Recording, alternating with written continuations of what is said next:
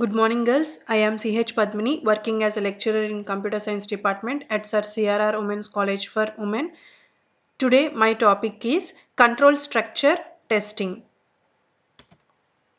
So control structure టెస్టింగ్లోకి వెళ్ళే ముందు ఈ కాన్సెప్ట్ అంతా కూడా దేని మీద ఎక్స్ప్లెయిన్ చేయడం జరుగుతుంది అంటే మీకు ఆల్రెడీ తెలుసు కంట్రోల్ స్టేట్మెంట్స్ ఏమేమి ఉంటాయో సిలో చూశారు, అలాగే జావాలో కూడా చూశారు.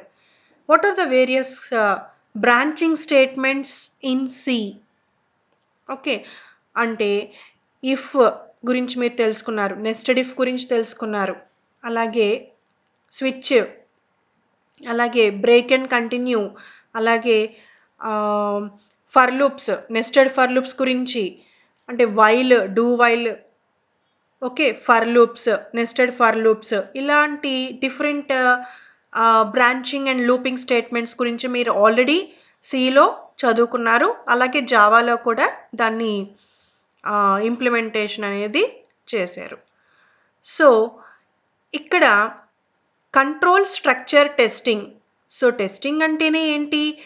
ప్రోగ్రామర్ ఏదైతే ప్రోగ్రామ్ రాస్తాడో in terms of coding lines, ఆ లైన్స్ ఆఫ్ కోడ్ని టెస్ట్ చేసేవాడు టెస్టర్. సో ఎయిదర్ మాన్యువల్గా టెస్ట్ చేయొచ్చు, లేదా సమ్ టూల్స్ని యూజ్ చేసి టెస్టర్ అనేవాడు ఆ ప్రోగ్రామ్ మొత్తాన్ని టెస్ట్ చేయొచ్చు. Okay, so control structure means ఇక్కడ నెంబర్ ఆఫ్ బ్రాంచింగ్ స్టేట్మెంట్స్ అనేవి, అలాగే నెంబర్ ఆఫ్ లూపింగ్ స్టేట్మెంట్స్ అనేవి కంపల్సరీగా ఎగ్జిస్ట్ అయి ఉంటాయి ప్రోగ్రామ్ మొత్తంలో. ఓకే, ఆ బ్రాంచింగ్ స్టేట్మెంట్స్ని, ఆ లూపింగ్ స్టేట్మెంట్స్ని టెస్ట్ చేయడానికి మనం ఈ కంట్రోల్ స్ట్రక్చర్ టెస్టింగ్ అని పిలుస్తాం. Okay, it is a group of white box testing methods. So ఇది one of the method in white box testing. మనకి వైట్ బాక్స్ టెస్టింగ్ అనేది సిలబస్లో లేదు, బట్ ఈ కంట్రోల్ స్ట్రక్చర్ టెస్టింగ్ అనేది ఏంటి అంటే వైట్ బాక్స్ టెస్టింగ్ మెథడ్లో వన్ ఆఫ్ ది మెథడ్ అని చెప్తాడు.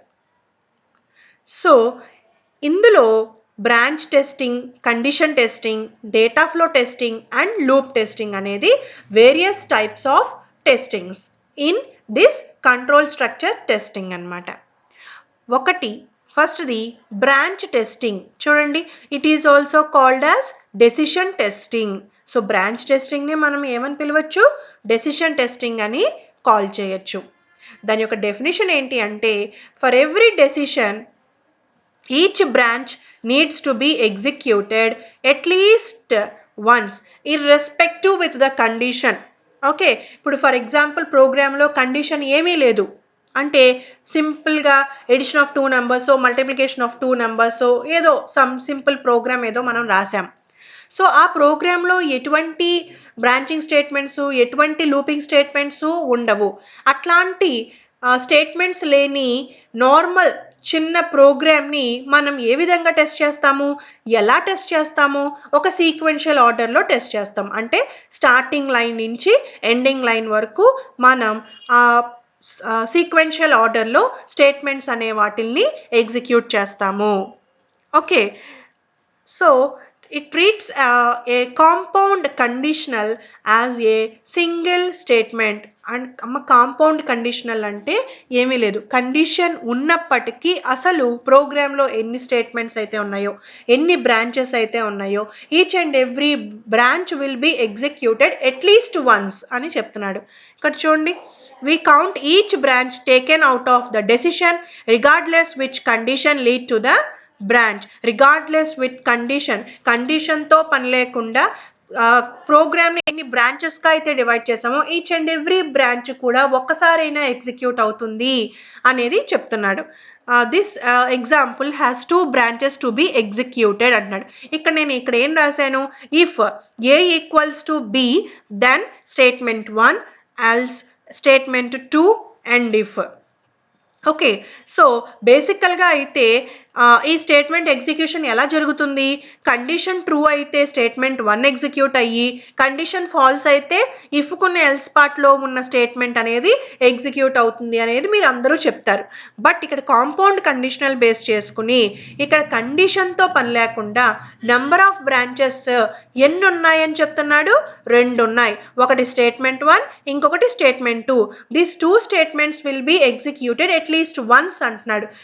జనరల్గా నార్మల్గా అయితే ఈ రెండు కూడా ఎగ్జిక్యూట్ అవుతాయా అమ్మా? అవ్వవు. ఇందాక నేను చెప్పాను కదా, కండిషన్ ట్రూ అయితే ఒక స్టేట్మెంట్, కండిషన్ ఫాల్స్ అయితే అనదర్ స్టేట్మెంట్ ఎగ్జిక్యూట్ అవుతుంది. అంటే either one of the statements will be executed, not the two statements will be executed. అవునా కదా? సో ఇక్కడ కాంపౌండ్ కండిషనల్గా ట్రీట్ చేస్తుంది కాబట్టి కండిషన్తో పని లేకుండా బ్రాంచెస్ ఎన్నైతే ఉన్నాయో ఆ బ్రాంచెస్ 2 కూడా ఎగ్జిక్యూట్ అవుతాయి అని చెప్తున్నాడు. దిస్ అంటే ప్రోగ్రాంలో ఎన్ని నంబర్ ఆఫ్ బ్రాంచెస్ ఉన్నాయి, ఆ బ్రాంచెస్ అన్నిటినీ మనం టెస్ట్ చేయాలి. ఫర్ ఎగ్జాంపుల్ ఇక్కడ మనం రాసాము if A equals to B then print A అని, ఓకే, ఎల్స్ ప్రింట్ బి అని రాయాలి యాక్చువల్గా అయితే. కానీ నేను ఎల్స్ పార్ట్లో ఉన్న ప్రింట్ఎఫ్ స్టేట్మెంట్ కూడా ప్రింట్ ఏ అని రాశాను అనుకోండి, అక్కడ అవుట్పుట్ ఏమని ప్రింట్ చేస్తుంది? ఏ అని ప్రింట్ చేస్తుంది. అది ట్రూ అయినట్టా ఫాల్స్ అయినట్టా అనేది ఎలా తెలుస్తుంది? సో మనకు తెలియదు కదా, దాన్ని ఐడెంటిఫికేషన్ కష్టమవుతుంది కదా. కాబట్టి ఎవ్రీ బ్రాంచ్ ప్రోగ్రాంలో ఎన్ని బ్రాంచెస్ అయితే ఉన్నాయో each and every branch will going to test by the tester. Okay, ఇప్పుడు మీకు అర్థమైందా బ్రాంచ్ టెస్టింగ్ అంటే ఏంటో? నెంబర్ ఆఫ్ బ్రాంచెస్ ఉంటాయి, నెంబర్ ఆఫ్ బ్రాంచెస్గా డివైడ్ అయిన ప్రోగ్రామ్ని ఆ బ్రాంచెస్ అన్నిటినీ మనం టెస్ట్ చేయాలి. Okay, so after testing all the branches in the program then only we can go for to checking the condition. If the condition is true, then either one of the branch will be executed. Okay, this examples also has just 2 branches to be executed despite the compound conditional. ఇది కూడా compound కండిషనల్తో అంటే కండిషన్తో పని లేకుండా ఎన్ని branches అయితే ఉన్నాయో ఇక్కడ కూడా, అంటే ఫర్ ఎగ్జాంపుల్ మీరు లూపింగ్ స్టేట్మెంట్స్ రాయొచ్చు, ఫర్ లూపింగ్ స్టేట్మెంట్స్ కానీ నెస్టెడ్ ఇఫ్ స్టేట్మెంట్స్ కానీ రాయొచ్చు ప్రోగ్రాంలో. సో రాసినప్పుడు కూడా ఓన్లీ వన్ ఆఫ్ ద స్టేట్మెంటే ఎగ్జిక్యూట్ అవుతుంది కదా based on the condition. Condition false అయ్యేంత వరకు స్టేట్మెంట్స్ అనేవి రిపీటెడ్గా ఎగ్జిక్యూట్ అవుతాయని చెప్పాము. అంటే ఇక్కడ కాంపౌండ్ కండిషనల్ బేస్ చేసుకుని అంటే దాంతో కండిషన్తో పని లేకుండా మనకి ఎన్ని బ్రాంచెస్ అయితే ఉన్నాయో ప్రోగ్రాంలో అన్ని బ్రాంచెస్ని అది ఎగ్జిక్యూట్ చేస్తుంది. చూడండి ఇక్కడ this example has 4 branches to be executed. So ఇప్పుడు మనం టెస్ట్ చేయాల్సినవి ఈ ప్రోగ్రాంలో ఎన్ని బ్రాంచెస్ ఉన్నాయంటున్నాడు? 4 బ్రాంచెస్ ఉన్నాయంటున్నాడు. So this is the first branch, second branch, third branch and fourth branch. So 4 బ్రాంచెస్ని ఇక్కడ ఎగ్జిక్యూట్ చేస్తుంది irrespective with the condition checking. Okay, next one is condition testing. ఇప్పుడు ఇక్కడ ఇందాకదేమో కండిషన్తో పని లేకుండా ఓన్లీ బ్రాంచెస్ని మాత్రమే అది చెక్ చేసింది, టెస్ట్ చేసింది. ఇక్కడేంటి కండిషన్ టెస్టింగ్ అంటున్నాడు. అంటే కండిషన్ని ముందు టెస్ట్ చేస్తుంది. After testing the condition placed in the program then it is going to execute either one of the statements which completely depending upon the condition. Okay, so it is a test construction method that focuses on exercising the logical conditions in a program module. So దేన్ని test చేస్తాడంట? Condition ఏదైతే ప్రోగ్రాంలో ఎక్కడైతే కనబడుతుందో ఆ కండిషన్ని test చేసేదాన్ని మనం condition testing అంటాం. Okay, so errors in conditions can be due to, so కండిషన్స్లో ఎర్రర్స్ వచ్చే ఛాన్సెస్ అనేవి ఉంటాయి అంటున్నాడు. దేనివల్ల మెయిన్గా ఎర్రర్స్ వస్తాయి అంటున్నాడు? Boolean operator error, Boolean variable error, Boolean parenthesis error, relational operator error and arithmetic expression error. మీకు అర్థమవుతుందమ్మా? బూలియన్ ఆపరేటర్ ఎర్రర్ అంటే ఆపరేటర్స్ సరిగ్గా పెట్టకపోయినా, అంటే ప్లస్ పెట్టాల్సిన ప్లేస్లో మైనస్ పెట్టినా, ఇంటూ పెట్టాల్సిన ప్లేస్లో డివిజన్ ఆపరేటర్ పెట్టినా, అంటే ఒక ఆపరేటర్ పెట్టాల్సిన ప్లేస్లో ఇంకొక ఆపరేటర్ పెట్టినప్పుడు మనకి ఎర్రర్ అనేది వస్తుంది అంటున్నాడు. అలాగే ప్రోగ్రాంలో వేరియబుల్ని డిక్లేర్ చేసేటప్పుడు సరిగ్గా చేయకపోయినా ఒకసారి ఒక నేమ్తో డిక్లేర్ చేసిన వేరియబుల్ని ప్రోగ్రాంలో వేరే అనదర్ నేమ్తో అంటే స్మాల్ లెటర్లో డిక్లేర్ చేసావు బట్ యూజ్ చేసుకునేటప్పుడేమో క్యాపిటల్ లెటర్లో యూజ్ చేస్తున్నావు అంటే అక్కడ అవుట్పుట్లో అక్కడ ఇన్పుట్లు మనకి ఎర్రర్ అనేది వస్తుంది. బులియన్ పారెన్సిస్ ఎర్రర్, అలాగే పారెన్సిస్ అది స్క్వేర్ బ్రాకెట్స్ అవనివ్వండి, వేరేస్ ఎర్రే వేరియబుల్లో స్క్వేర్ బ్రాకెట్స్ అవనివ్వండి, లేదా మెథడ్స్ పక్కన పారెన్సిస్ సర్క్యులర్ పారెన్సిస్ అవనివ్వండి, వాట్ ఎవర్ ఇట్ ఈస్ ఆ పారెన్సిస్ సరిగ్గా పెట్టకపోయినా సరే మనకి కండిషన్లో ఎర్రర్ అనేది వచ్చే ఛాన్సెస్ ఉంటాయి అంటున్నాడు. Next one is relational operator error. అంటే మనకి రిలేషనల్ ఆపరేటర్ అంటే it is also called as comparison operator. మీరు చదివారు ఆపరేటర్స్ ఇన్ సి అలాగే జావాలో కూడా. సో డబుల్ ఈక్వల్ టు అనేది కంపారిజన్ ఆపరేటర్. అంటే ఏ ఈక్వల్ టు బి అనేది ఏంటి అంటే ఏలో ఉన్న వాల్యూ బిలో ఉన్న వాల్యూకి ఈక్వల్లా కాదా అనేది చెక్ చేసే కండిషన్ అనమాట, ఎక్స్ప్రెషన్ అనమాట. సో ఆ డబుల్ ఈక్వల్ టు పెట్టాల్సిన ప్లేస్లో సింగిల్ ఈక్వల్ టు పెట్టారనుకోండి, there is a lot of variation between these two operators. So equal to అనేది మనం ఏ ఆపరేటర్గా కాల్ చేస్తాము, అసైన్మెంట్ ఆపరేటర్గా కాల్ చేస్తాం. వెరాస్ డబుల్ ఈక్వల్ టు అనేది ఏ ఆపరేటర్గా కాల్ చేస్తాము, రిలేషనల్ ఆపరేటర్గా కాల్ చేస్తాం. సో రెండు కూడా టూ డిఫరెంట్ ఆపరేటర్స్. సో ఏ ఆపరేటర్ ప్లేస్లో ఏ ఆపరేటర్ పెట్టినా సరే అక్కడ మనకి ఎర్రర్ వచ్చే ఛాన్సెస్ ఉంటాయి అని చెప్తున్నాడు. Next one is arithmetic expression error. అంటే for example A by B, ఏలో నేను పాస్ చేసిన వాల్యూ 5, బిలో నేను పాస్ చేసిన వాల్యూ 0. అక్కడ మనకి ఎర్రర్ వస్తుందా రాదా? మనకి ఎక్కడైనా సరే కంప్యూటర్లో ఇన్ఫినిటీ అనే సింబల్ కీబోర్డ్లో ఏదైనా కీ మీద కనబడుతుందా మీకు? కనబడదు. సో అట్లాంటి ఎర్రర్స్ అనేవి ఈ అర్థమెటిక్ ఎక్స్ప్రెషన్ వల్ల కూడా మనకి రావచ్చు అని చెప్తున్నాడు. For a compound condition C, the true and false branches of C and every simple condition in C need to be executed at least once. Okay, compound ఇందాక మనం ఏం చెప్పాం బ్రాంచ్ టెస్టింగ్లో, కాంపౌండ్ కండిషన్తో పని లేకుండా ఎన్ని బ్రాంచెస్ అయితే ఉన్నాయో అన్ని బ్రాంచెస్ని అది టెస్ట్ చేసేదాన్ని బ్రాంచ్ టెస్టింగ్ అన్నాం. కండిషన్ టెస్టింగ్లో ఏం చెప్పాను, కండిషన్ని టెస్ట్ చేస్తుంది. కండిషన్ టెస్ట్ చేసినప్పుడు there are lot of errors coming due to several reasons. So ఆ రీజన్స్ ఏంటి అనేది మనం ఇందాక స్లైడ్లో చూసాం. సో ఇక్కడ కండిషన్ బేస్ చేసుకున్నట్లయితే అక్కడ ఉండే ట్రూ అండ్ ఫాల్స్ బ్రాంచెస్ ఏవైతే ఉన్నాయో ప్రోగ్రాంలో అవన్నీ కూడా ఎగ్జిక్యూట్ అవుతాయి అని చెప్తున్నాడు ఒకసారైనా.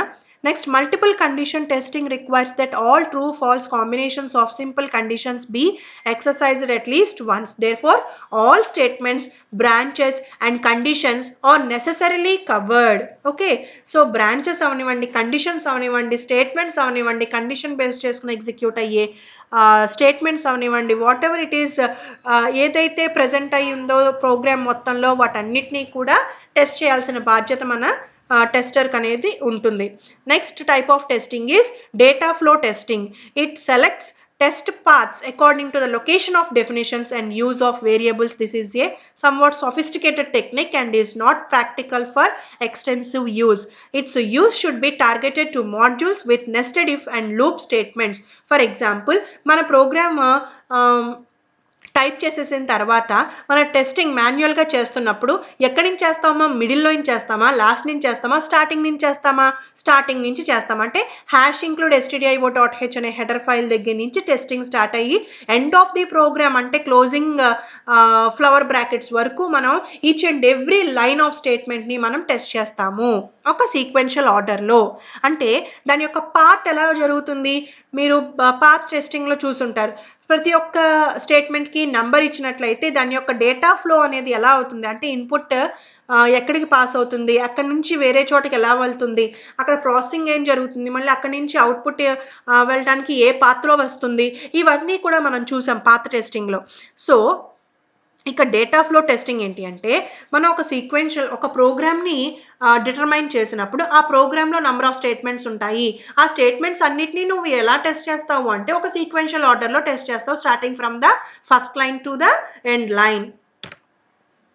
So the last type of testing is loop testing. Loops are fundamental to many algorithms and need thorough testing. Okay, so ఏంటంటే బ్రాంచింగ్ స్టేట్మెంట్స్ ఉన్న లూపింగ్ స్టేట్మెంట్స్ ఉన్న ఆ ప్రోగ్రామ్లో ఉన్న కోడింగ్ లైన్స్ని మనం టెస్ట్ చేసేటప్పుడు తరోగా టెస్ట్ చేయాలి. బికాస్ లూపింగ్ టెస్టింగ్స్ అలాగే బ్రాంచింగ్ టెస్టింగ్స్ కాబట్టి కండిషన్ అనే దాని మీద డిపెండ్ అయి ఉంటుంది కాబట్టి సో మనం చాలా జాగ్రత్తగా టెస్టింగ్ అనేది పెర్ఫామ్ చేయాలి. So average when compared with normal program like addition of 2 numbers అనే ప్రోగ్రామ్ తీసుకుంటే దాంట్లో ఎటువంటి కండిషన్ కానీ అలాగే లూపింగ్ స్టేట్మెంట్స్ కానీ ఎటువంటి స్టేట్మెంట్స్ ఉండవు. అందులో నార్మల్ ఎగ్జిక్యూటింగ్ స్టేట్మెంట్స్ మాత్రమే ఉంటాయి. అట్లాంటి స్టేట్మెంట్స్ ఉన్న ప్రోగ్రామ్ని మనం ఎగ్జిక్యూట్ చేసేటప్పుడు అక్కడ మనం ఒకసారి టెస్టింగ్ చేస్తే సరిపోతుంది. అంటే 1 or 2 times టెస్టింగ్ చేస్తే మనకి ఆ టెస్టింగ్ అనేది సక్సెస్ అయ్యే ఛాన్సెస్ అనేవి 100% ఉంటాయి. అంటే ఈ లూపింగ్ స్టేట్మెంట్స్ ఉన్న ప్రోగ్రామ్ కానీ బ్రాంచింగ్ స్టేట్మెంట్స్ ఉన్న ప్రోగ్రామ్ కానీ మనం టెస్ట్ చేయాలి అంటే we need to keep thorough testing on all the programs which contains both looping statements and branching statements. So ఏ ప్రోగ్రామ్లో అయితే లూపింగ్ స్టేట్మెంట్స్ బ్రాంచింగ్ స్టేట్మెంట్స్ ఉంటాయో అండ్ ఎస్పెషల్లీ లూపింగ్ స్టేట్మెంట్స్ ఉన్న ప్రోగ్రామ్ని అయితే మనం keep thoroughly testing that program. Okay, there are 4 different classes of loops. One is simple, concatenated, nested and unstructured. So these are the various looping loops. Okay, so simple loop చూడండి ఇక్కడ అంటే condition true అయితే ఒక statement execute అయ్యి okay next ఈ కండిషన్లో ఉన్న increment statement ద్వారా ఇంక్రిమెంట్ అయ్యి వచ్చిన న్యూ వాల్యూని మళ్ళీ కండిషన్లో పెట్టి కండిషన్ ట్రూ అయితే మళ్ళీ స్టేట్మెంట్ ఎగ్జిక్యూట్ చేయటం. ఈ విధంగా simple executing of the statements will be executed. So ఇక్కడ అంటే ముందు వైల్ అంటే దిస్ ఎగ్జిబిట్స్ వైల్ లూప్ అనమాట. So this exhibits do while because ఇక్కడ ముందు కండిషన్ చెక్ చేయకుండా స్టేట్మెంట్స్ ఒకసారి ఎగ్జిక్యూట్ అయిన తర్వాత కండిషన్ చెక్ చేసి ఆ కండిషన్ ట్రూ అయితే మళ్ళీ ఆ స్టేట్మెంట్ అనేది రిపీటెడ్గా ఎగ్జిక్యూట్ అవుతుంది until the condition placed in the loop will be false. అది ఫాల్స్ అయ్యేంత వరకు అంటే ట్రూ అయిన ప్రతిసారి ఆ స్టేట్మెంట్స్ అనేవి రిపీటెడ్గా ఎగ్జిక్యూట్ అవుతాయి. So this will be treated as simple loop. Okay, next one is nested loop. Nested loop అంటే నెస్టెడ్ ఇఫ్ తీసుకున్నా నెస్టెడ్ ఫర్ లూప్ తీసుకున్నా for example nested if loop తీసుకుంటే అవుటర్ ఇఫ్ ఉంటుంది ఇన్నర్ ఇఫ్ ఉంటుంది. Outer ఇఫ్లో రాసిన condition true అయితే inner ఇఫ్లోకి వెళ్తుంది. ఇన్నర్ ఇఫ్లో రాసిన కండిషన్ ట్రూ అయితే ఏది ఎగ్జిక్యూట్ అవుతుంది? ఇన్నర్ ఇఫ్లో రాసిన స్టేట్మెంట్స్ ఏవైతే ఉన్నాయో body of the inner if ఆ స్టేట్మెంట్స్ అనేవి ఎగ్జిక్యూట్ అవుతుంది అండ్ ఎగ్జిక్యూషన్ అయిన తర్వాత మళ్ళీ ఎక్కడికి వెళ్తుంది? అవుటర్ ఇఫ్ దగ్గరికి వెళ్తుంది. ఈ విధంగా ప్రాసెసింగ్ అనేది జరుగుతుంది. సో నెస్టెడ్ ఫర్ లూప్ తీసుకున్నట్లయితే అవుటర్ ఫర్ లూప్ ఉంటుంది ఇన్నర్ ఫర్ లూప్ ఉంటుంది. అక్కడ program execution starts from outer for లూప్లో రాసిన కండిషన్ చెక్ చేస్తుంది. ఆ కండిషన్ ట్రూ అయితే ఇన్నర్ ఫర్ లూప్లో రాసిన కండిషన్ చెక్ చేస్తుంది. అక్కడ ఉన్న కండిషన్ కూడా ట్రూ అయింది అనుకోండి బాడీ ఆఫ్ ద ఫర్ లూప్లో ఏ స్టేట్మెంట్స్ అయితే ఉన్నాయో అవి ఎగ్జిక్యూట్ అవుతాయి అండ్ అక్కడ స్టేట్మెంట్స్ అనేవి ఎగ్జిక్యూట్ అయిన తర్వాత మళ్ళీ ఇన్నర్ ఇఫ్ దగ్గరికే వెళ్తుంది. వన్స్ ఇన్నర్ ఇఫ్లో రాసిన కండిషన్ ఫాల్స్ అయ్యేంత వరకు ఇన్నర్ ఫర్ లూప్లో రాసిన స్టేట్మెంట్స్ అనేవి రిపీటెడ్గా ఎగ్జిక్యూట్ అవుతాయి. ఎప్పుడైతే ఇన్నర్ ఫర్ లూప్లో రాసిన కండిషన్ ఫాల్స్ అవుతుందో then the control goes to the outer for loop and the value is incremented by 1 or decremented by 1 whatever we write on the for loop. Okay, so either increment or decrement అయ్యి value ఏదైతే మారుతుందో new value ఎప్పుడైతే obtain అవుతుందో ఆ obtain అయిన value అనేది తీసుకెళ్ళి మళ్ళీ అవుటర్ ఫర్ లూప్లో రాసిన కండిషన్ మీద చెక్ చేస్తాం. ఆ కండిషన్ ట్రూ అయితే మళ్ళీ ఇన్నర్ ఫర్ లూప్లోకి వస్తుంది. సో ఈ ట్రాన్స్ఫార్మ్ ఫ్లో ఇదంతా మీకు ఆల్రెడీ మోస్ట్ ఫెమిలియర్ అవునా కదా మీరందరూ బాగా అవుటర్ ఫర్ లూప్లో కానీ అలాగే నెస్టెడ్ ఫర్ లూప్స్లో కానీ అలాగే నెస్టెడ్ ఇఫ్ లూప్లో కానీ కంట్రోల్ అనేది ఎక్కడి నుంచి ఎక్కడికి ట్రాన్స్ఫర్ అవుతుంది అనేది మీ అందరికీ బాగా తెలుసు. కన్కాటినేటెడ్ ఏంటి అంటే ఇప్పుడు నెస్టెడ్ ఫర్ లూప్ తీసుకున్న నెస్టెడ్ ఇఫ్ లూప్ తీసుకున్న అంటే ఇఫ్లో ఇఫ్ ఫర్లో ఫర్ అంటే ఒకదానితో ఒకటి ఒకదాని లోపల ఇంకొకటి ఉండేది. ఇక్కడ కన్కాటినేటెడ్ లూప్ అంటే ఏంటంటేనమ్మా అంటే ఒక లూప్ బయట ఇంకొక లూప్ అనేది ఉండటం అన్నమాట. Okay, 2 different loops are placed in the same program. So ఇక్కడ దాని యొక్క ఎగ్జిక్యూషన్ ఎలా జరుగుతుంది అంటే, ఇక్కడ ఈ కండిషన్ ట్రూ అయిన ప్రతిసారి అంటే ఫాల్స్ అయ్యేంత వరకు ఈ స్టేట్మెంట్ ఎగ్జిక్యూట్ అవుతుంది. ఈ కండిషన్ ఫాల్స్ అయినప్పుడు ఇక్కడికి వస్తుంది, ఈ స్టేట్మెంట్ అనేది ఎగ్జిక్యూట్ అవుతుంది. ఎగ్జిక్యూషన్ అయిన తర్వాత కండిషన్ చెక్ చేస్తుంది. అంటే ఇక 2 డూ వైల్ లూప్స్ అని చెప్పచ్చు. మీరు అక్కడ అబ్జర్వ్ చేసినట్లయితే మీకు ఆ డయాగ్రామ్ అలాగే కనబడుతుందా లేదా? అంటే ముందు ఒకసారి కండిషన్ ఒకసారైనా స్టేట్మెంట్ ఒక్కసారైనా ఎగ్జిక్యూషన్ అయిన తర్వాత అప్పుడు కండిషన్ చెక్ చేసింది. ఆ కండిషన్ ఫాల్స్ అయితే మళ్ళీ బయట ఉన్న ఈ అనదర్ స్టేట్మెంట్ ఎగ్జిక్యూషన్ అయిన తర్వాత కండిషన్ చెక్ చేస్తుంది.